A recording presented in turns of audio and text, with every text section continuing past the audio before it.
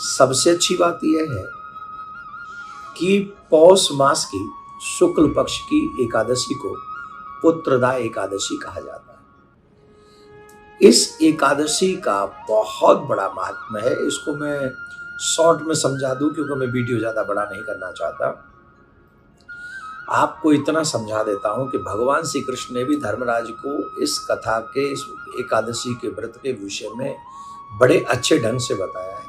जैसा कि इसके नाम से प्रतीत होता है, पुत्रदा एकादशी मतलब जो गृहस्थ में लोग गए हैं और उन लोगों को पुत्र प्राप्ति करने में, संतान प्राप्त करने में तकलीफ होती है, कष्ट होता है या अड़चने आती हैं, जैसे मिसकैरेज हो जाना, गर्भ का न ठहरना आदि आदि बहुत सारी समस्या हैं, मेडिकली प्रॉब्लम्स भी बहुत होती हैं। तो ऐसे लोगों को, पति पत्नी को निष्ठा के साथ, श्रद्धा के साथ पुत्रदा एकादशी का व्रत करना चाहिए। इससे जो भी दोष होते हैं वो दोष मिट जाते हैं। इसके एक और अच्छी बात है कि हम लोग उस दिन किसी चांदी के पात्र में दूध और मिश्री लेकर पीपल के वृक्ष पर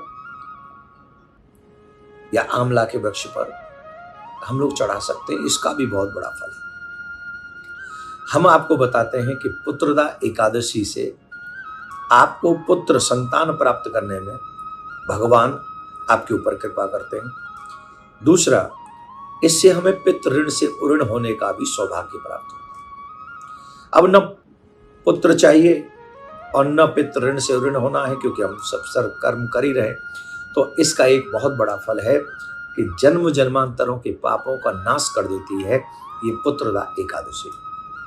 तो इसलिए हम सभी को पुत्रदा एकादशी का व्रत करना चाहिए और अवश्य इसका पालन करना चाहिए। हम आपको और भी बताएंगे कि पुत्रदा एकादशी का महत्व जो है वो अनेकों पुराणों में वर्णन किया गया है। पुत्रदा एकादशी का महत्व पुराणों में, महाभारत में बताया गया है। भगवान श्री कृष्ण ने भी इनको समझाया है, बताया है। पुत्रदा एकादशी के दिन एक दुर्लभ, बहुत दुर्लभ संयोग बन रहा है, वो है ब्रह्म योग का निर्माण।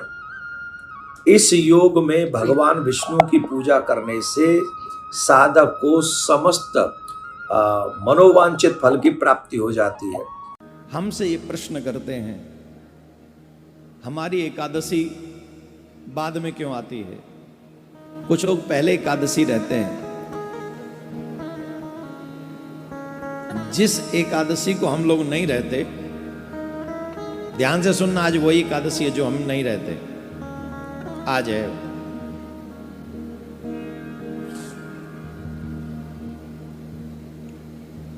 जिस एकादशी में दसवीं स्पर्श करे। एक बात समझ लीजिए, जो मनुष्य, एकादशी व्रत तो सब लोग रहते हैं, लेकिन शास्त्रों में कहते हैं कि कई लोग व्रत करने वाले ऐसी गलती कर बैठते हैं जो वही एकादशी का व्रत उन्हें नरक ले जाता है। वही एकादशी का व्रत उन्हें नरक में ले जाता है। इसलिए व्रत तो करना चाहिए, पर शास्त्र अनुसार करना चाहिए। सोच समझ के एकादशी का व्रत करना चाहिए। शास्त्रों में कैसे एकादशी का व्रत करना चाहिए, कौन सी एकादशी का व्रत करना चाहिए, इसका स्पष्ट निर्देश है। स्मारत और वैष्णव एकादशी दो होती हैं। दसवीं तिथि, ध्यान से सुनना, दसवीं तिथि एकादशी तिथि को अगर स्पर्श करते, वो एकादशी नहीं रहनी चाहिए।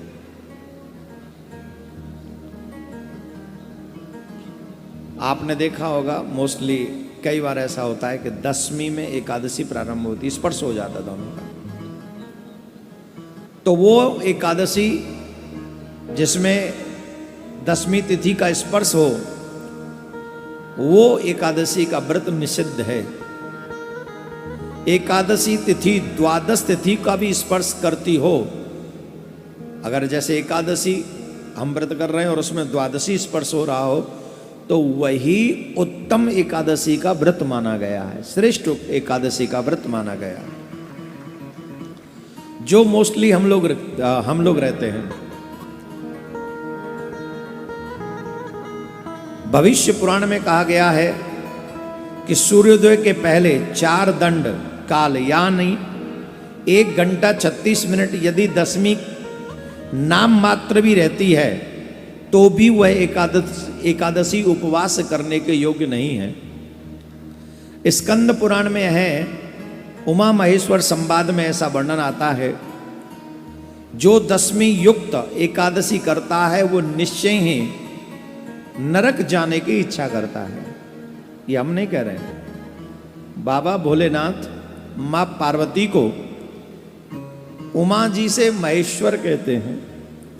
जो दशमी से स्पर्शित एकादशी है, जो मनुष्य उस व्रत को करता है वह नरक जाने की इच्छा रखता है।